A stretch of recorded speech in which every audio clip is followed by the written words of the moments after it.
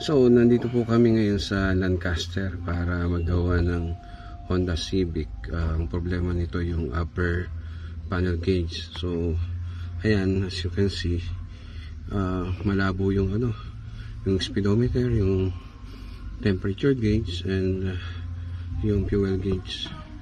So, ayan, babakasin na namin. And after magawa, video ulit natin.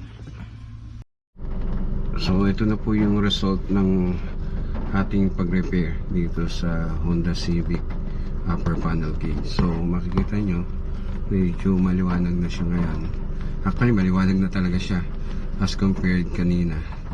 So ngayon ay itatry natin i-adjust yung brightness. Pababaan ko yung brightness ngayon. So makita natin medyo nag-dim siya.